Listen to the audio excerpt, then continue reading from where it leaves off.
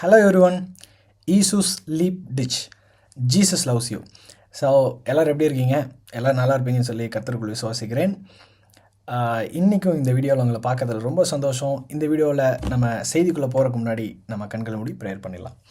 எங்களை நேசிக்கிற அன்பின் பரலோக பிதாவே, இந்த நல்ல நாளுக்காக நன்றி அப்பா. இந்த வேலையிலும் கூட அப்பா இந்த வீடியோவில் ஜனங்களை சந்திக்க உங்களுடைய வார்த்தையை அவங்கக்கிட்ட கொண்டு போக தேவன் கொடுத்த நல்ல கிருபைக்காக நன்றி. நீங்கள் ஜனங்களோடு பேசுங்க, என்ன வார்த்தையை கொண்டு அவர்களோடு சந்திக்கணும்னு ஆசைப்படுறீங்களோ அந்த வார்த்தையை ஜனங்கள்கிட்ட கொண்டு போங்கப்பா. எங்களை தாழ்த்துக்கிறோம், அர்ப்பணிக்கிறோம். இயேசு கிறிஸ்துவின் ஜெபிக்கிறோம் நல்ல பிதாவே, ஆமென். ஸோ லாஸ்ட் டைம் மகிமை குறித்து பேசின நிறைய பேர் சொல்லியிருந்தீங்க. இட் வாஸ் ஸோ ஒண்டர்ஃபுல், நிறைய ஹெல்ப்ஃபுல்லாக இருந்துச்சு. எங்களுடைய பர்சனல் லைஃப்லையுமே எடுத்துக்கிற நல்லா இருந்துச்சு. நிறைய பேர் பர்சனலாக என்கிட்ட சொல்லியிருந்தீங்க. ஓகே, ஸோ ஆண்டவர் சில நேரத்தில் இப்படி பேசுகிறது நம்மளுக்கு நிறைய கிரியைகள் நமக்குள்ளே உருவாக்கும். இன்றைக்கும் கூட நான் எதை குறித்து எடுக்கிறதுன்னு சொல்லிட்டு இருக்கும்போது ஆண்டவர் ஒரு அழைப்புன்ற அவரோட சத்தம் கேட்டுக்கொண்டே இருந்துச்சு. அழைப்புன்னொடனே ஆண்டவர் என்னோடய அழைப்பை குறித்து எதை பேசுகிறாரா அப்படின்னு சொல்லும்போது 2-3 வேர்ட்ஸ் ஆண்டவர் எனக்கு சொல்லிகிட்டே இருந்தார். ஸோ அழைப்பு குறித்து சொல்லுவோம். ஏன்னா இப்போ இருக்கிற ஜென்ரேஷனில் ஆண்டவர் சொல்கிறார், கடைசி காலத்தில் வாலிபர்களை அண்ட் நிறைய பேர் எழுப்புவேன் என்னுடைய சித்தத்தை நிறைவேற்றுறதுக்காக அப்படின்னு வேதத்தில் நிறைய இடத்துல பார்க்குறோம். அது மட்டும் இல்லாமல் பைபிளில் பார்த்திங்கன்னா ஒவ்வொரு இடத்துலையுமே ஆண்டவர் ஒவ்வொருத்தரையும் ஒவ்வொரு மாதிரி ஒரு அழைப்பை வச்சு அவரோட சித்தத்தை நிறைவேற்றுறதுக்காக ஒவ்வொரு அழைப்பை வச்சுருந்தார். அப்படி அந்த அழைப்பு இருக்கிற person how can they find மேல் ஒரு ஆண்டவர் ஒரு அழைப்பு வச்சுருக்கிறார் அப்படின்றது எப்படி கண்டுபிடிக்கலாம் முதல் அப்படின்றது நம்ம தெரிஞ்சுக்கணும். இல்லை பிரதர், ஃபஸ்ட்டு அழைப்புன்னா என்ன அப்படின்னாலும் தெரியணும். எதுக்கு அழைப்பு அப்படின்னா ஒரு விஷயத்தை ஆண்டோடைய பிதாவினுடைய சித்தத்தை நிறைவேற்றுவதற்காக ஒரு பிளான் நம்ம தாயின் கருவில் இருக்கும்போதே ஆண்டு போட்டு வச்சுருப்பார். அப்படி இருக்கிறவங்க வளர வளர அந்த அழைப்பை உறுதிப்படுத்தி அவர்களை நிலைநிற்கும்படியாக அவங்களுக்கு சில சுச்சுவேஷன்லாம் அவங்க லைஃப்பில் நடக்கும். இந்த அழைப்பு உங்கள் மேலே இருந்துச்சு அப்படின்னா நான் இன்றைக்கி சொல்கிற இந்த சில காரியங்கள், சில ஃபியூ திங்ஸ், இதை வச்சு நீங்கள் கன்ஃபார்ம் பண்ணிக்கலாம் உங்களுக்குள்ள அழைப்பு இருக்குது அப்படின்னு சொல்லிட்டு. ஸோ அதை குறித்து நம்ம பார்க்கலாம். இதுக்கு முன்னாடி த காட்ஸ் காலிங், இதோட டாபிக் என்னென்னா God's calling on you. Okay, so இதை நம்ம இதுக்கு ஒரு வசனத்தை உங்களுக்கு வாசிக்க விரும்புகிறேன். 2 தீமோத்தேயு 1:19 இப்படி சொல்லுகிறது, அவர் நம்முடைய கிரியைகளின்படி நம்மை ரட்சிக்காமல் நம்முடைய தீர்மானத்தின்படியும் ஆதி முதல் கிறிஸ்து இயேசுவுக்குள் நம் அருளப்பட்ட கிருபையின்படியும் நம்மை ரட்சித்து பரிசுத்த அழைப்பினாலே அழைத்து. அழைப்பு பரிசுத்த அழைப்பு. ஓகே, ஸோ இந்த பரிசுத்த அழைப்பு ஆண்டவர் கொடுத்துருக்கிறார் நம்மளுக்கு. இப்போது இந்த அழைப்பு இருக்கிறவங்களுக்கு என்னென்ன விஷயம் நடக்கும்னா, முதலாவது என்னென்னு பார்த்தீங்கன்னா, you can hear the word of God. உங்களோட ஆண்டவர் யாரோ ஒருவர் உங்களுக்குள்ளே பேசிக்கிட்டே இருக்கிற ஒரு வார்த்தை உங்களுக்கு கேட்டுக்கிட்டே இருக்கும். ஏதோ ஒரு வார்த்தை உங்களுக்கு கேட்டுக்கிட்டே இருக்கும். யாரும் நம்ம கூட பேசிக்கிட்டே இருப்பாங்க. நீங்கள் ஒரு இடத்துல போகிறீங்க, நீங்கள் ஒரு காரியம் செய்ய போகிறீங்க அப்படின்னா உங்களுக்குள்ள ஒரு சத்தம் கேட்கும், நோ டோன்ட் டூ திஸ், இது தப்பு, இதை செய்யாத அப்படின்னு உங்களுக்குள்ள ஒரு சத்தம் கேட்கும். எல்லாருக்கும் அந்த சத்தம் கேட்டாதுங்க. ஆண்டவர் அவரை நேசித்து அந்த அழைப்பு இருக்கிறவங்களுக்கு பார்த்தீங்கன்னா, ஆண்டவர் விட்டு அவங்க தூரம் இருந்தால் கூட சில நேரம் அவங்க ஆண்டவர் பார்த்திங்கன்னா ஒரு தவறு செய்ய போகிறாங்க அப்படின்ற உடனே ஆண்டவர் அவங்கள விடமாட்டார். ஒரு சத்தம் கேட்கும். நான் உங்களுக்கு அதுக்கான வசனத்தை வாசிக்கிறேன். ஏசாயா 30:21 இப்படி சொல்லுகிறது, நீங்கள் வலதுபுறமாயும் சாயும் போதும் இடதுபுறமாய் சாயும் போதும் வழி இதுவே, இதிலே நடவுங்கள் என்று உங்களுக்கு பின்னாலே சொல்லும் வார்த்தையை உங்கள் காதுகள் கேட்கும் அப்படின்னு சொல்லி ஏசாயா சொல்கிறார். இது ஜனங்கள் வழி விலகி ஆண்டவர் விட்டு தூரம் போகும்போது அப்போ சொல்கிறார் இந்த வசனம். ஆனால் ஏன்னா ஆண்டவர்களை முன்குறித்திருந்தார். அந்த ஜனத்தை, இது என்னுடைய ஜனம், இஸ்ரேல் என்னுடைய ஜனம் அப்படின்னு முன்குறிச்சிருந்தார். அப்போ அவங்க வழி விலகி போகும்போது ஆண்டவர் அவங்களுக்கு சொல்கிறார், you are going in a wrong way, come back to me அப்படின்னு சொன்னார். அதை போல் உங்கள் மேலே ஒரு அழைப்பு இருந்துச்சு, நீங்கள் ஆண்டோட அழைப்பில் இருக்கீங்க அப்படின்னா எப்போல்லாம் நீங்கள் தப்பு பண்ணி உங்களுக்கு அந்த சத்தம் கேட்கும். தயவு செய்து சொல்கிறேன், உங்களுக்கு அந்த சத்தம் கேட்கும்போதே நீங்கள் மனம் திரும்பிட்டிங்கன்னா எந்த பிரச்சனையும் இல்லைங்க. லைஃப்பில் எந்த அடி இருக்காது, எதுவுமே இருக்காது, நீங்கள் ஈஸியாக தப்பிச்சிடலாம். இல்லை இந்த மாதிரி ட்ரெஸ்ஸை வியர் பண்ணக்கூடாதுன்னு சில நேரம் ஆண்டவர் சொல்லுவார். இந்த மாதிரி பாட்டை நீ கேட்காதன்னு சொல்லுவார். இல்லைப்பா இந்த இடத்துக்கு நீ போகாத, அவங்க கூட போகாதன்னு சில நேரத்தில் சத்தம் கேட்கும். சில நேரத்தில் அந்த சத்தம் பிசாசினோட சத்தமாக ஆண்டோட சத்தமானு நீங்கள் தெரிஞ்சுக்கணும் அப்படின்னா உங்களுக்கு சின்ன டிப்ஸ் என்னென்னா, முடிஞ்ச வரைக்கும் ஆண்டவர் தேவையில்லாத காரியங்கள் எல்லாத்துக்குமே ஆண்டவர் நோ சொல்லிடுவார். பிசாசான வந்தால் யாராவது வந்து பேச வராங்க அப்படின்னா, இது வராங்கன்னா ஓகே பேசலாம் அப்படின்னு மாதிரி மனசில் உங்களுக்கு தெரியணும், பகுத்தறிய தெரியணும், இது வந்து ஆண்டோட சத்தமா இல்லை பிசாசனுடைய சத்தமானு பகுத்தறிய தெரியணும். ஸோ அழைப்பு இருக்கிறவங்களுக்குள்ள இந்த சத்தம், ஆண்டுடைய சத்தம் துணிக்கும். ஓகே, ஸோ இதில் இன்னொரு வசனம் எபேசியர் 4:1 இப்படி சொல்லுது, ஆதலால் கர்த்தர் நிமித்தம் கட்டுண்டவனாகிய நான் உங்களுக்கு சொல்லுகிற புத்தி என்னவெனில் நீங்கள் அழைக்கப்பட்ட அழைப்புக்கு பாத்திரவானாய் நடந்து அப்படின்னு சொல்கிறார். உங்களுக்குன்னு இருக்க அழைப்பில் பாத்திரவானாக நடக்கணும். நம்ம எனக்குன்னு இருக்கிற அழைப்பு, ஏன்னா உங்களுக்குள்ள அந்த வசனம் ஓடிட்டே இருக்கிறது. சில நேரத்தில் நீங்கள் ரொம்ப ஆண்டோட்டு வழி விலகி பண்ண சில ஆண்டோட சத்தத்தை உங்களால் கேட்க முடியாமல் போயிடலாம். ரொம்ப தூரம் போயிட்டீங்கன்னா ஆண்டோட சத்தம் தெரியும் கேட்க முடியாமல் போயிடலாம். திருப்பியும் எங்கேயோ போய் அடிபட்டு உதப்பட்டு லைஃப்பில் நம்ம எவ்வளோ பிரச்சனைகள் ஃபேஸ் பண்ணி தான் இவ்வளோ தூரம் ட்ராவல் பண்ணி வரோம். அப்போவும் வந்து ஆண்டோட சத்தத்தை கேட்டுட்டு இல்லை நான் திருப்பியும் அதுலேயே தான் இருப்பேன், எனக்கு இப்படி இருக்கிறது தான் பிடிச்சிருக்கு, இதுதான் லைஃபு, எல்லோரும் என்ஜாய் பண்ணுறாங்க, நான் இப்படி தான் இருப்பேன் அப்படின்னு சொல்லி இருக்கும்போது அந்த அழைப்பை இழந்து போவோம் அப்படின்னு சொல்ல முடியாது. பட் என்ன வேணால் நடக்கலாம். ஆண்டோட சத்தத்தை கேட்டு அதன்படி நடப்பது இட்ஸ் குட். ஓகே, ஸோ ரெண்டாவது எப்படி அழைக்கப்பட்டவர்கள் அப்படின்றத எப்படி கண்டுபிடிக்கலாம் அப்படின்னு பார்த்தீங்கன்னா, இந்த அழைக்கப்பட்டவங்களுக்கு மட்டும் பார்த்தீங்கன்னா இந்த சில கனவுகள் வருங்க. கனவுல கூட ஆண்டவர் பேசுவார். ஃப்ரம் ட்ரீம்ஸில் கூட காட் வில் டீச் சம்திங். இந்த மாதிரி பிரச்சனை வரப்போகுது, you have to be careful. ஜெபிக்கிறவங்களுக்கு நல்லா தெரியுங்க, ஜெபிக்கிறவங்க நிறைய பேர் சொல்லிடுவாங்க இந்த மாதிரி பிரச்சனை வரப்போதா, have to be ready for like this அப்படின்னு சொல்லி அவங்க ரெடியாக இருப்பாங்க. இந்த மாதிரி வேதத்தில் என்ன இருக்குது, எங்கே இந்த மாதிரி நடந்திருக்குன்றது பார்க்கலாமா?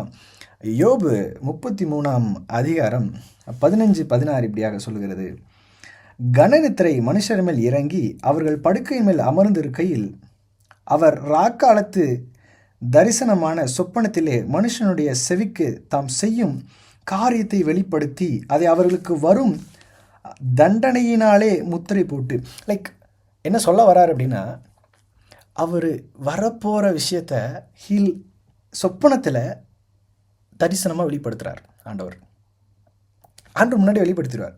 உங்களுக்குள்ள ஒரு அழைப்பு இருந்துச்சு அப்படின்னா சில நேரத்தில் ட்ரீம்ஸில் நிறைய விஷயங்கள் வெளிப்படுத்துவார் ஆண்டவர், நிறைய விஷயங்கள் வெளிப்படுத்துவார்.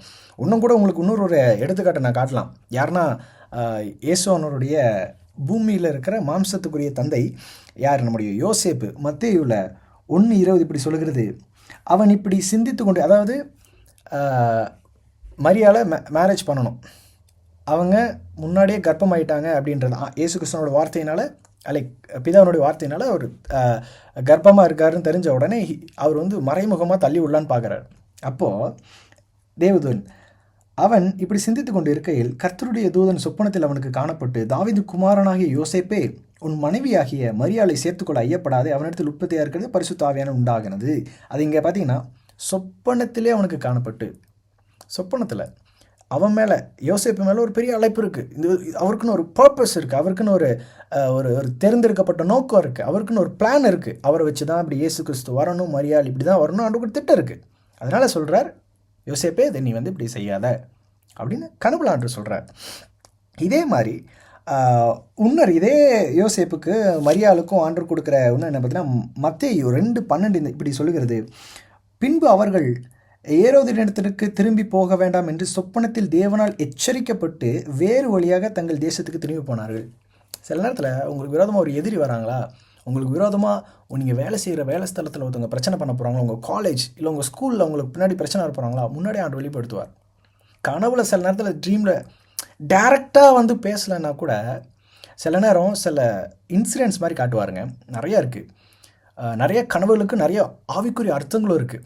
உங்களுக்கு ஒரு எக்ஸாம்பிளுக்கு சொல்லணும் அப்படின்னா, பல்லு விழுகிற மாதிரி உங்களுக்கு ஒரு கனவு வருது அப்படின்னா அதுக்கு ஒரு ஆவிக்குரிய அர்த்தம் இருக்குது. அண்ட் உங்களுக்கு ஒரு பாம்பு கடிக்கிற மாதிரியோ இல்லை நீங்கள் ஏதாவது விலங்குகளை, துஷ்ட மிருகங்கள், யானை, சிங்கம் அந்த மாதிரி பார்க்கணும், அதுக்கு ஒரு ஆவிக்குரிய அர்த்தங்கள் இருக்குது. அது மட்டும் இல்லாமல் நிறையா ஒன்று சொல்லிக்கிட்டே போகலாம். திடீர்னு வந்து யாரோ உங்களை வந்து கனவுல கொல்ற மாதிரி இருந்தால் கூட, இல்லை யாருனே தெரியாத ஒரு நபர் நீங்கள் பார்க்குறீங்க, இறந்தவர்களை பார்க்குறீங்க, இப்படி நீங்கள் எங்கேயோ ஹைட்லேருந்து நீங்கள் கீழே விழுகிறீங்க, இதெல்லாம் வந்து ரொம்ப காமனான ட்ரீம்ஸ். இந்த மாதிரி ட்ரீம்ஸில் இருக்கும்போது இதுக்கு சில ஆவிக்குரிய அர்த்தங்களில் எல்லா ட்ரீம்ஸ்க்கும் சொல்ல முடியாது, பட் சில ஸ்பெசிஃபிக்கான ட்ரீம்ஸ்க்கு இது ஆவிக்குரிய அர்த்தங்கள் இருக்குது அப்படின்னு. முடிஞ்சால் வர்ற பிரசங்கங்களில் நம்ம அதை குறித்து கூட பார்க்கலாம். வேதத்தில் இருக்க வசனத்தை வச்சு கூட அதை நம்ம கோரிலேட் பண்ணி பார்க்கலாம். ஓகேவா? ஸோ 2வது கனவுகள்னால் ட்ரீம்ஸில் சொப்பனத்தில் ஆண்டவர் தரிசனமாக வெளிப்படுத்துகிற சில காரியங்கள். ஓகே. அண்ட் 3வது வந்து பார்த்திங்கன்னா ஃப்ரம் ப்ராஃபிட்ஸ், பைபிளில் வந்து தீர்க்கதரிசிகளை கொண்டு வெளிப்படுத்தினார். இப்போ இருக்கிற காலங்களில் தேவ வசனத்தை சொல்லி வெளிப்படுத்துகிறவங்க இந்த செய்தியை கேட்டுட்ருக்க இந்த வேலையில் உங்களோட ஆண்டவர் பேசுகிறார் பார்த்தீங்களா? இது கூட இந்த செய்தியை எத்தனையோ we are sharing to everyone. But இந்த டைம் வரைக்கும் நீங்கள் பார்த்துட்ருக்கீங்க அப்படின்னா கண்டிப்பாக நான் சொல்கிறேன், என்னால் 100% சொல்ல முடியும், உங்கள் மேலே தேவனுடைய அழைப்பு இருக்குது. S, of course. ஸோ இந்த அழைப்பை பெற்ற நீங்கள் இந்த ப்ராஃபிட்ஸ் இந்த மாதிரி சில செய்திகள் உங்களை நோக்கி வரும்போது நீங்கள் என்ன பண்ணணும் அப்படின்னா, இதை நல்லா கவனித்து அந்த வார்த்தையை உள்ளெடுத்து உங்களுக்குள்ளே என்ன கிரியை இருக்குது, இதை மாற்றணும் அப்படின்னு சொல்லி நீங்கள் பைபிளில் வேதத்தை வாசித்து ஆண்டவரோட பேசுங்க. ஆண்டவர் இயேசப்பா, நான் இதில் வழி விலகி இருக்கேன்னு சொல்லுங்கள் அப்படின்னு சொல்லுங்கள். ஆண்டவர் உங்களுக்கு கைட் பண்ணுவார். எந்த மனுஷனை நாடி போக தேவையில்லை, ஆண்டவர் வில் கைட் யூ. ஓகேங்களா? இந்த இடத்துல ஒரு சின்ன சம்பவம். எப்பயுமே வந்து நான் வந்து செய்தியில் வந்து தாவீதை குறித்து பேசுகிறது உண்டு. நல்ல விஷயம்னாலும் அவர் தான் இழுக்கிறது, ஏதாவது ஒரு வம்பிழுத்தாலும் அவர் தான் இழுக்கிறது. அதாவது அவர் பாவத்தில் விழுகிற ஒரு சம்பவம் 2 சாமுவேல் 11ஆம் அதிகாரம் 3ஆம் வசனம். இப்படி அதில் வாசித்து பார்த்தீங்கன்னா பத்சேபாளுடைய பாவத்தில் விழுகிறாரு. அவரோட தப்பு பண்ணிடுறாரு. அதுக்கப்புறம் அதை விட கொடூரமாக போய் அவரோட கணவரை வேற போரில் நிறுத்தி கொலை பண்ணிடுவார். உரியாவை கொலை பண்ணிடுவார். அதுக்கப்புறம் அவர் எப்பயுமே தாவீது நல்லா பார்த்தீங்கன்னா, அவர் ஒரு இடத்துக்கு போகிறேன்னா கூட பிதாட்ட கேட்டு போவார். இந்த மாதிரி, ஆண்டவரே நான் இங்கே போகிறேன், இப்படி நான் போர் செய்ய போகிறேன், இது என்ன பண்ணட்டும் அடுத்து அப்படின்னு கேட்டு செய்வார். ஆனால் இவர் தப்பு செய்யும்போது அவருக்கு ஆண்டவர்கிட்ட நேரடி அவர்கிட்ட வார்த்தை வரவே இல்லை. ஏன்னா சில நேரத்தில் நம்ம பாவம் செய்யும்போது யாரோ கொண்டு ஆண்டவர் நம்மகிட்ட பேசுவார். நாத்தான் தீர்க்கதரிசி வரார், வந்து ஒரு உவமை மாதிரி ஒரு கதை சொல்லி அவர் கேட்குறார், கோபத்தில் கேட்குறார் தாவீது, யார் அந்த மனுஷன் அப்படின்னு கேட்கும்போது சொல்கிறாரு, நீயே அந்த மனுஷன் சொன்னோன்னே தாவீது உடஞ்சி அழுகிறார். அங்கே தான் ஆண்டவர் ரொம்ப பிடிக்கும். தவறுன்னு ஆண்டவர் உணர்த்தின உடனே இந்த மாதிரி செய்திகளில் வரும்போது you should not feel like நம்மளை ஏன் எனக்கு இந்த மாதிரி வார்த்தைகள் வருதுன்னு நீங்கள் ஹர்ட் ஆகக்கூடாது. நீங்கள் மாறணும்னு ஆண்டவர் ஆசைப்படுறாரு. நீங்கள் வாரம் நீங்கள் சர்ச்சுக்கு போய் செய்தி கேட்டாலும் சரி, நீங்கள் எங்கே வசனத்தை படித்தாலும் சில நேரத்தில் வசனம் உங்களை தொடுற மாதிரி இருக்கா, ரொம்ப சந்தோஷப்படுங்க. ஏன்னா எல்லாருக்குமே அந்த ஆசீர்வாதம் கிடைக்காதுங்க. எல்லோரும் சும்மா ஆசீர்வாத வசனங்கள் மட்டும் நீ ஆசீர்வாதமாக இருப்பாய் அப்படி இப்படின்னு இஸ்ரேல் ஜனங்களுக்கு ஆண்டவர் ஆசீர்வாதத்தை கொடுத்த வசனத்தை எடுத்து இவங்களுக்கு எடுத்து வச்சுக்கோங்க, தப்பு இல்லை. ஆனால் ஆண்டு எல்லாத்துக்கும் ஒரு நிபந்தனை கொடுத்துருப்பார், நீ இது இப்படி செஞ்சேன்னா இது நடக்கும், இது செஞ்சேன்னா இது நடக்கும் அப்படின்னு சொல்லியிருப்பார். என்ன செய்ய சொல்லியிருப்பார் அதெல்லாம் விட்டுருவாங்க, அந்த ஆசீர்வாத வசனத்தை மட்டும் எடுத்துப்பாங்க. அப்படிப்பட்டவர்களாக நாம் இராமல், காலையில் இந்த ஒரு சங்கீதத்தை மட்டும் வாசிச்சுட்டு வேலைக்கு போகிறவர்களாக மட்டும் இராமல், தினமும் ஆண்டோட சமூகத்தில் நேரத்தை செலவிட்டு ஆண்டு கூடயே நடக்கும்போது இந்த அழைப்பு உறுதியாக்கப்படுகிறது. அந்த அழைப்பிலிருந்து நீங்கள் மாறாமல் விலகாமல் ஆண்டோட சித்தத்தில் நீங்கள் இருப்பீங்க அப்படின்றது 100% ஷுர். ஓகேங்களா? ஸோ அடுத்தது எது குறித்து அப்படின்னு பார்த்தீங்கன்னா, வேத வசனம். 4வது ஆண்டவர் பைபிள் வசனத்தை குறித்து பேசுவார். ஆனால் இந்த பாயிண்ட்டுக்கு நீங்கள் வரணும் அப்படின்னா கொஞ்சமாவது ஆண்டு கூடயே நடந்து அப்பப்போ வேதம் வாசிக்கிறவங்களா இருந்தீங்கன்னா இந்த 4வது பாயிண்ட்டு 100% ஒர்க் ஆகும். யாருமே சொல்ல வேண்டாங்க, ஊழியக்காரர்கள் சொல்ல வேண்டாம், யாருமே சொல்ல வேண்டாம். வேதம் ஒரு பையனோ ஒரு பொண்ணோ பைபிள் எடுத்து வாசிக்கிறாங்க அப்படின்னா அவங்களுக்கு யாரும் அட்வைஸே பண்ண தேவையில்லை. அட்வைஸே பேரண்ட்ஸ் அவங்கள வந்து கண்ணை கட்டி விட்டுறலாம், எங்கே வேணால் போப்பா. ஏன்னா வேத வசனத்தில் ஒருத்தங்க ஸ்ட்ராங்காக இருக்காங்க, வசனத்தை படிக்கிறாங்க அப்படின்னாவே அவங்க வாழ்க்கை சீராக இருக்கும், கரெக்டாக இருக்கும்.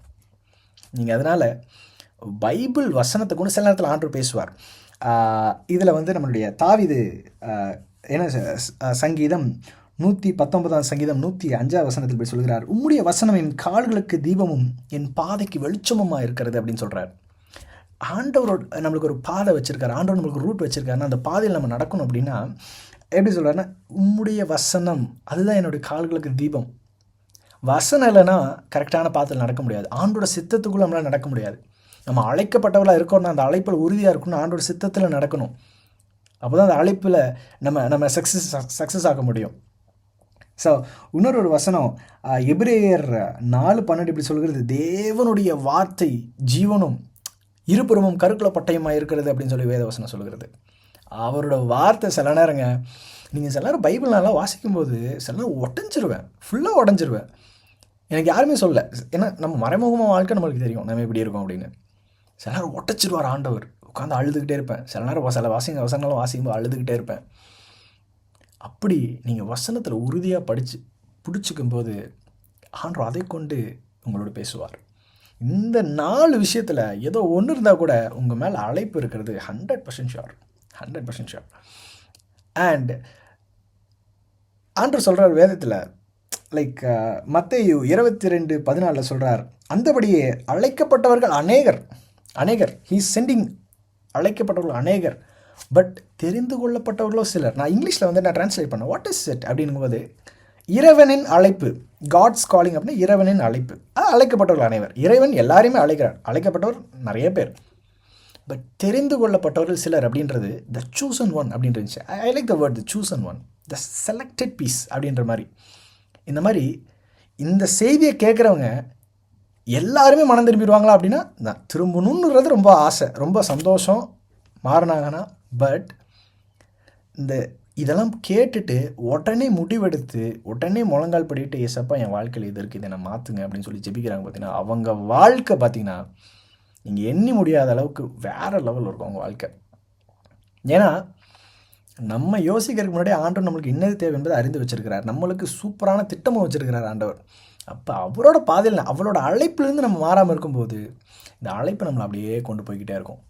அடுத்த செய்தியில் த சூசன் ஒன், யார் அந்த தெரிந்தெடுக்கப்பட்டவர்கள் அப்படின்ற சொல்லி கொடுத்து நம்ம செய்தி பார்க்கலாம். இது கண்டிப்பாக உங்களுக்கு டச்சிங்காக இருக்கும். இந்த செய்தியே உங்களுக்கு பயங்கர டச்சிங்காக இருக்கும்னு நினைக்கிறேன். டோன்ட் வரி, அழைக்கப்பட்டவர்கள் சூசன் ஒனுக்கு வர போராட்டங்கள், பிரச்சனைகள் எப்படி அவங்க வாழ்க்கையில் they have to face and overcome it அப்படின்றதில் குறித்து நம்ம அடுத்த செய்தியில் பார்க்கலாம். அழைக்கப்பட்டவர்கள் நிறைய பேசலாங்க. ஏன்னா பைபிளில் எல்லாத்தையுமே ஆண்டவர் ஒரு சர்டன் பீரியடில் உள்ளத்துக்கு போட்டிருப்பார். நான் சொல்கிறேன், அன்பு சகோதரிகளே எல்லாருக்கும் சொல்கிறேன், brothers and sisters, God has have a biggest calling on you. Okay, so உங்களுடைய நேரங்களை உலகத்துக்குன்னு வேஸ்ட் பண்ணாதீங்க. நல்லா சொல்கிறேன், எப்படி பிரதர் நான் பிரிக்கிறது, உலகமாக ஆண்டவரை எப்படி பிரிக்கிறது அப்படின்னா, நீங்கள் எதெல்லாம் ஆண்டவருக்கு ரிலேட்டட் இல்லாமல் இருக்கோ எல்லாமே உலகம் தான். நீங்கள் படிக்கிற படிப்பாக இருக்கலாம், நீங்கள் வேலைக்கு போகிறதா இருக்கலாம், அதெல்லாமே. அதில் முக்கியமாக அன்வான்டாக கட் பண்ணிடுங்க. For best example, Instagram reels பார்க்குறதா இருக்கலாம், யூடியூப் ரீல்ஸ் பார்க்குறதா இருக்கலாம்.